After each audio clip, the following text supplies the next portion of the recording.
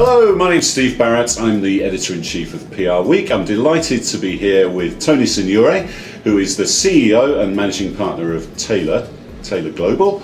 And Tony, welcome to PR Week, and it's great to have a chat with you. Reason we're talking today is because you have just been the subject of a Harvard Law School case study, which is very unusual for a PR agency. Do you want to tell us a little bit about how that came about and why did they choose you? Because I don't think the law school has actually ever looked at a PR agency before. Well, they were very intrigued in the transformation process of Taylor. I believe they came to learn about our organization and the change back in 2007 when we were selected as overall agency of the year in North America. And they decided to reach out to the Public Relations Council to learn a little bit more about this organization and the fact that it was willing to make the necessary sacrifices in moving away from the wrong client partners to pursue and be fully immersed with a very select group, and at the same time infuse the intellectual capital that would allow this organization to be true partners. You see, there have been a number of Harvard case studies over the years that have focused on the impact of loyalty with the client partners, the impact on the bottom line.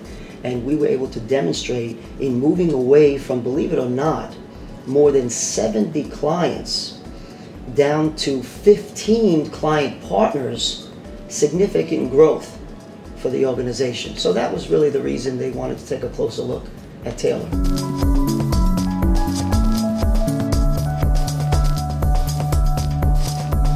That's a very bold move to think about doing that, and presumably part of the rationale behind it was that you're on this merry-go-round of dealing with lots of clients, doing campaign work, pitching all the time for bits of business. And was that some of the rationale behind it? Steve, that's an excellent point. You know, this merry-go-round, constant pitching. We learned a great deal back in 2003, 2004 when we studied some of the better global consulting firms like McKinsey and Bain. Very interesting point about McKinsey's business model and the strategy and approach to new business. They've made a decision as well to focus on and fully immerse themselves in a small group of partners.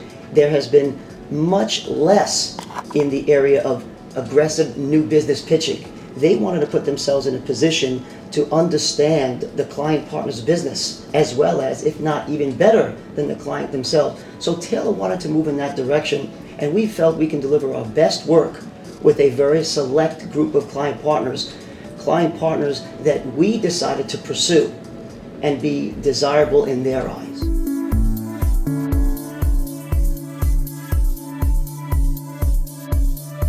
You're doing, say, $1 million plus with 15 clients rather than doing, say, 50 to 100 grand with 70 clients. There's no question about that.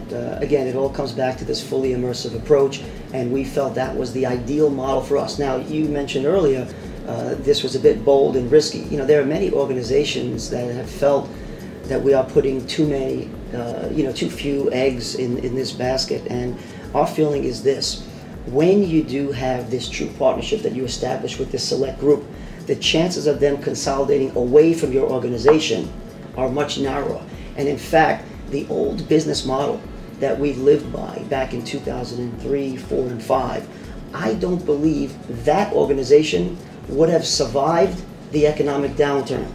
But yet, here comes the downturn, 2008, and Taylor comes out of that even stronger than prior to. Why is that? Because of this unique business model of establishing this partnership with a select group. Yeah. They recognized that, and they committed to us when they decided to consolidate.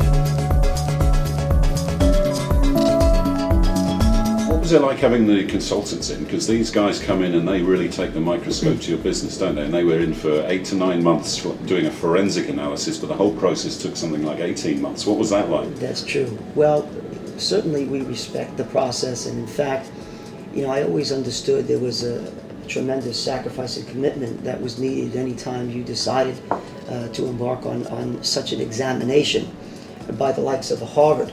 But the appreciation has been magnified now that we have gone through the process, because they wanted to see Taylor inside and out over a 10-year period, 5 years prior to the transformation and 5 years following.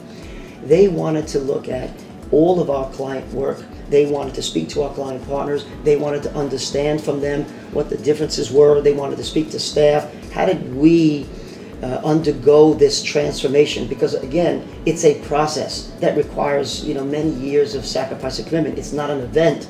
To John Carter's point, I will say that it was at times a bit challenging. They wanted financials, as I said, going back 10 years, not just overall, but based on each and every account. They wanted to understand the profit margins. They wanted to understand the rationale behind the account teams that were servicing the business. But all in all, they were able to gain an appreciation for the type of work that we were doing and the realization that we needed to evolve to provide greater value and the steps taken to do so.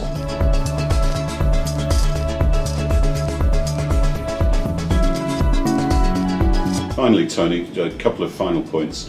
One, what was the one thing you learned from the process, by having that analysis and the forensic analysis put on your business? And two, can people go and have a look at this case study if they want to? Yeah. Well, there were many key learnings, but to try to narrow down one or two, when a professional service firm makes a decision to put forward what they describe as irreplaceable value, they must take a look under the hood and be very open and honest with themselves to determine if they are actually built to provide that level of service at the highest level on a consistent basis. In 2004, when we did that, Steve, we clearly did not have the goods to provide that level of service. So, we know we needed to infuse the intellectual capital, but we didn't quite understand the importance of ensuring that everyone in the entire organization, not just senior management, was fully on board and bought into this transformation effort, because it was going to require a number of years and a commitment, again, not just by senior management, but everyone within the organization. There is a significant impact on the culture, and that needs to be anticipated well in advance for any organization that is even contemplating such a major shift. The Harvard case study is available on the Harvard Law School website.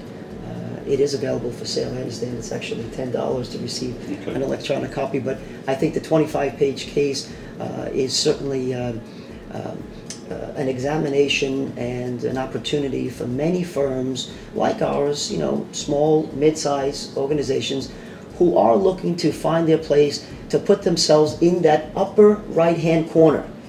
Everyone talks about moving away from that vendor status, but the sacrifice and the commitment that is required to put yourself in that upper right is quite significant, but it's an exhilarating exercise and certainly a process that has paid great dividends, not just for Taylor, because this is not just for our organization, but this was for the client partners that we chose to represent. At the end of the day, it's all about providing greater value and what is required and needed for us to do so.